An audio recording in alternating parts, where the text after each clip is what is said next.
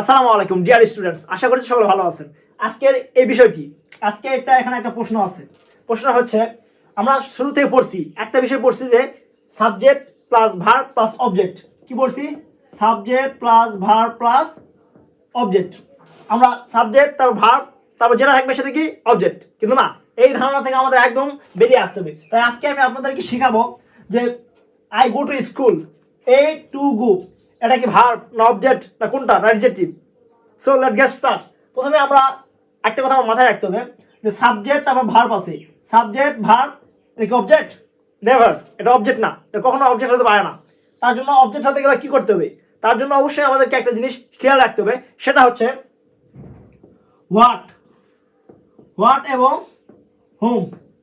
What এবং home দ্বারা আমাদেরকে কোশ্চেন করতে হবে। আমাদের সাবজেক্টের পর যে ভার্ব আছে, ভার্বকে আমাদের হোয়াট এবং হোম দ্বারা কোশ্চেন করতে হবে। কি দেয়? তাহলে হোয়াট মানে কি কি আর হোম মানে কাকে। যদি আমরা এখানে প্রশ্ন করি যে গো, কি যায় এবং কাকে, হচ্ছে কি যায়, স্কুল কি যেতে পারে না, কাকে যায়, স্কুল কি কাকে যেতে পারে না, হচ্ছে না। তাহলে কি হচ্ছে? হোয়াট এবং হোম দ্বারা হচ্ছে না, ভার্বকে কোশ্চেন করলাম, কি যায় কাকে যায়, হচ্ছে না, তাহলে নাকি কখনো অবজেক্ট হতে পারে না। ওকে ডিয়ার স্টুডেন্ট, এখন আছে I read a news paper. এখানে যে আমরা হোয়াট এবং হোম দ্বারা কোশ্চেন করি, তাহলে কি আনসার দেই? কি যায়, কি পড়ি, ভার্বকে প্রশ্ন করলাম, রিড কি ভার্ব, হোয়াট কি পড়ি, নিউজ পেপার পত্রিকা, হোম কাকে পড়ি, নিউজ পেপারকে পড়ি।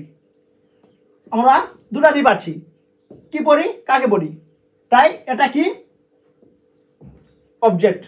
এটা কি object. Okay, I think you understand. I read a newspaper, আমি পত্রিকা পড়ি।